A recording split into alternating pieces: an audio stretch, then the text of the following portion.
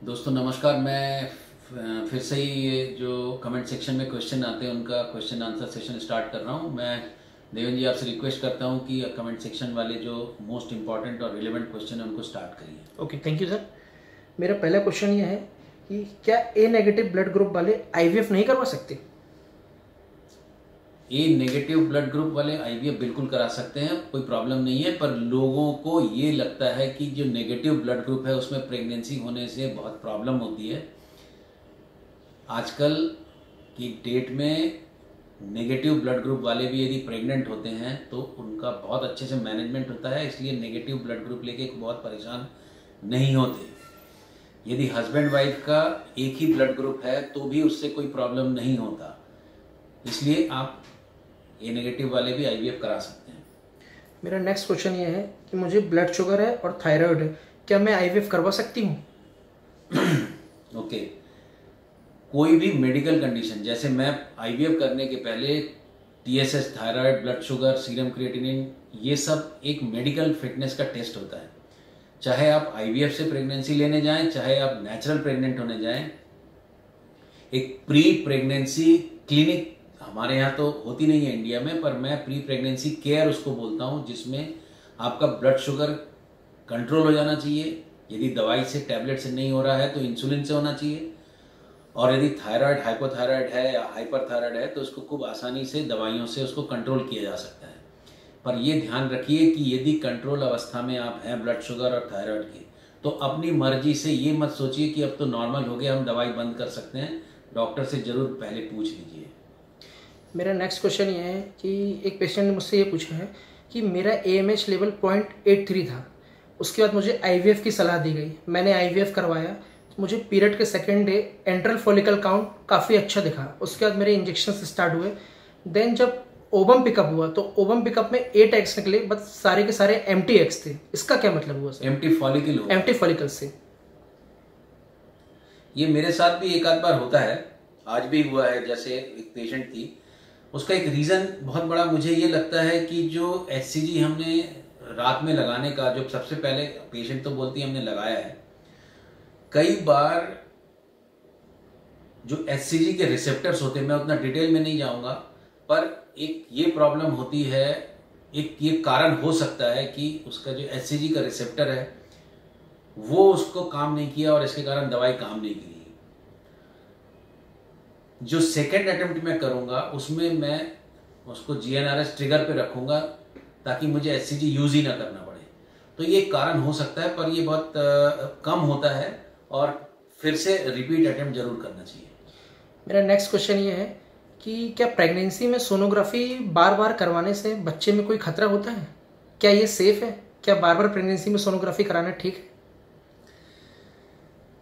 आज ही ये क्वेश्चन बहुत कॉमन है और एक गायनिकोलॉजिस्ट से और ऑब्स्टेट्रिशियन से पूछा जाता है कि हम जब अल्ट्रासाउंड या सोनोग्राफी, अल्ट्रासाउंड और सोनोग्राफी दोनों वर्ड सिनोनिमस है, एक जैसे हैं। और जो सोनोग्राफी हम यूज करते हैं बेसिकली वो इकोग्राफी है। सोनोग्राफी में हम अल्ट्रासाउंड यूज करते हैं। साउंड का मतलब होता है जो मैं बात कर रहा हूँ और आप जो सुन रहे हैं वो साउंड है, जो कि हमारी सुनने की रेंज में है। जब ये सुनने की रेंज से फ्रीक्वेंसी बढ़ जाती है तो हम सुन नहीं पाते हैं, जैसे, पर साउंड उस डेवलप जरूर होती है और वो इको भी होती है। जैसे चमगादड़ जिस तरीके से उड़ता है हम उसकी आवाज़ सुन नहीं सकते, पर वो अपनी आवाज़ से रात में भी अंधेरे में उड़ता है। तो जो अल्ट्रासाउंड है वो एक साउंड वेव है। साउंड वेव का जो इकोग्राफी होती है, उसका जो परावर्तन होता है, उसको हम मॉनिटर करते हैं स्क्रीन में, सोनोग्राफी मशीन में।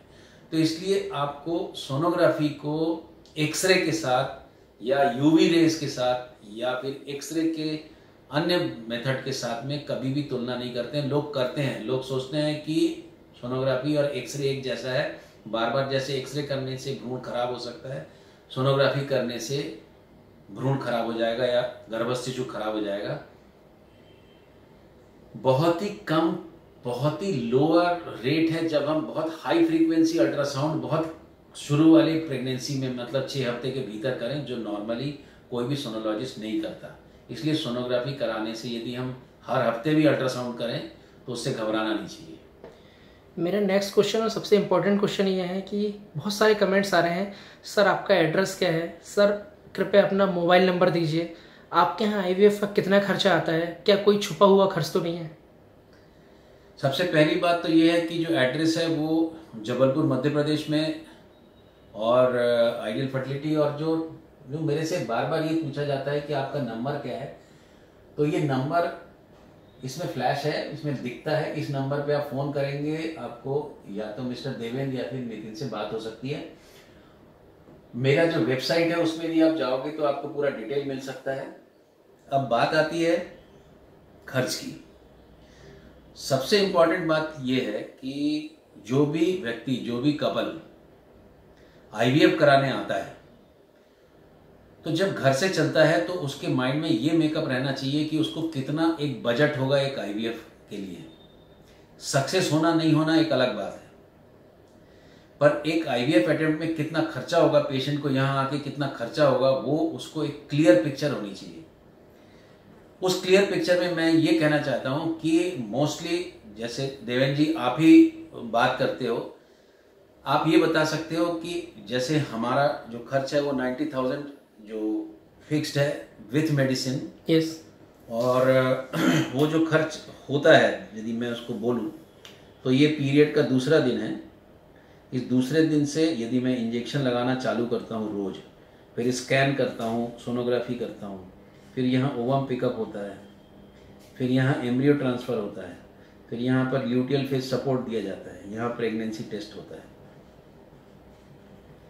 इधर से लेके इधर तक का जो खर्च है, मेरी फीस, एम्ब्रियोलॉजिस्ट की फीस, लैब का खर्चा सब मिला के ये ₹90,000 है। इसमें कोई भी छुपा हुआ खर्च नहीं है।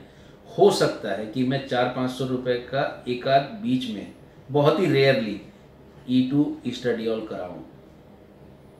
मैं रेगुलरली ईस्ट्राडियोल नहीं कराता हूं, मैं केवल अल्ट्रासाउंड से ही आईवीएफ करता हूं। तो ये ₹90,000 हो गया।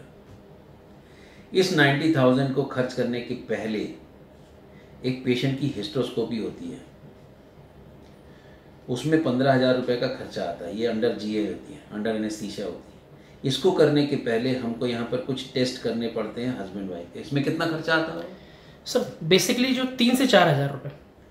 3 से 4,000 रुपये, क्योंकि ये लैब में और होता है। और सबसे इम्पॉर्टेंट एक बात और भी मैं बोलना चाहता हूँ, जो मैं सुनता हूँ कि मेरे सेंटर में अंडर वन रूफ आपको कहीं जाना नहीं पड़ेगा कि आप टेस्ट कराने वहाँ जाइए, अल्ट्रासाउंड कराने वहाँ जाइए, आईवीएफ आपका वहाँ होगा, अंडर वन रूफ होगा। तो आईवीएफ करने के पहले जो 90,000 का खर्चा है, उसके पहले 15,000 का हिस्ट्रोस्कोपी का खर्चा होगा। ये हिस्ट्रोस्कोपी हम डे 2 में भी कर सकते हैं, और कोशिश करता हूँ कि मैं प्री आईवीएफ करूँ। इस टेस्ट में आपने कितना बताया? 3 से 4,000 रुपये का खर्चा हो सकता है।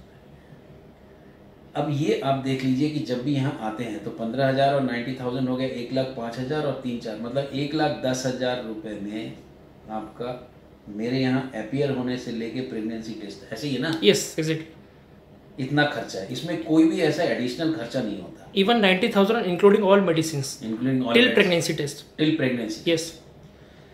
अब हम लोग जो फ्रीजिंग के लिए बोलते हैं, तो उसके भी बड़ी क्लियर प्रिंसिपल है और क्लियर चार्जेस हैं।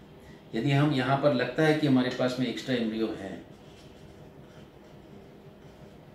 और पेशेंट यदि राजी होता है फ्रीजिंग के लिए, विट्रिफिकेशन के लिए, फ्रीजिंग का हम लोग कितना चार्ज लेते हैं? 25,000 फॉर 2 मंथ्स। 25,000 for 2 months. ये पेशेंट की विलिंग के ऊपर निर्भर करेगा कि वो चाहते हैं कि नहीं।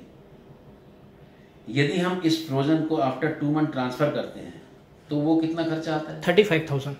35,000। मतलब यदि प्रेगनेंसी टेस्ट फेल हुआ तो जो फ्रोजन एम्ब्रियो ट्रांसफर टोटल कितना हो गया? 60,000। ऐसी है ना? यस। इस 60,000 में भी freezing plus transfer plus medicine सब शामिल है, ऐसे ही है, इंक्लूडिंग ऑल। तो आप ये देख सकते हो कि टोटल ओवरऑल जो आपका खर्चा होता है वो इसके अलावा नहीं होता। इससे पेशेंट को ये मालूम होना चाहिए कि यदि मैं वहाँ जा रहा हूँ तो 90,000, 15,000, ये फ्रीजिंग और नहीं कराना, फ्रीजिंग कराना, ये पेशेंट के स्वविवेक पे निर्भर है। यदि वो कराना चाहे तो कराए, नहीं कराना चाहे तो नहीं कराए। पर एक बात तय है कि यदि एक्स्ट्रा बनते हैं तो फ्रीजिंग करा लेना ज़्यादा बेहतर है। कई बार ऐसा भी होता है कि जब हम ओवम पिकअप करते हैं, ओवम पिकअप में यदि मेरे को OHSS मतलब ओवेरियन हाइपर स्टिमुलेशन सिंड्रोम का खतरा लगता हो तो मैं फ्रेश एम्ब्रियो ट्रांसफ़र अवॉइड करता हूँ, सब हम फ्रीजिंग में चले जाते हैं। इसका भी बिल्कुल क्लियर गाइडलाइन है, यदि हमने ट्रांसफ़र नहीं किया तो कितने पैसे बचे, उस पैसे को हम फ्रीजिंग और जो ट्रांसफ़र है उसमें एडजस्ट करते हैं। ऐसा करते हैं? Yes, exactly. तो इसको लेके बहुत भ्रम की स्थिति नहीं होना चाहिए। आपको जो बताया जाएगा वही होगा और आपको कोई ऐसा हिडन खर्च नहीं होगा। सर कृपया आइडियल फर्टिलिटी के ऐप के बारे में भी। आइडियल फर्टिलिटी का एक ऐप है, ये प्ले स्टोर से आप डाउनलोड कर सकते हो। इसको डाउनलोड करने से एक फ़ायदा ये होगा कि आपको कंप्यूटर में यदि आप पूरा वेबसाइट नहीं देखना चाहते हैं तो आप इस ऐप को यदि डाउनलोड करेंगे, आपको इसमें एड्रेस, फीटल मेडिसिन यूनिट का काम, फर्टिलिटी यूनिट का काम, आपको ये यूट्यूब तक ले जाएगा। तो ये सब आप इजीली देख सकते हो। Thank you very much sir. आशा है काफ़ी लोगों को इस वीडियो से और इस आंसर से लाभ होगा। सुनने के लिए बहुत बहुत धन्यवाद।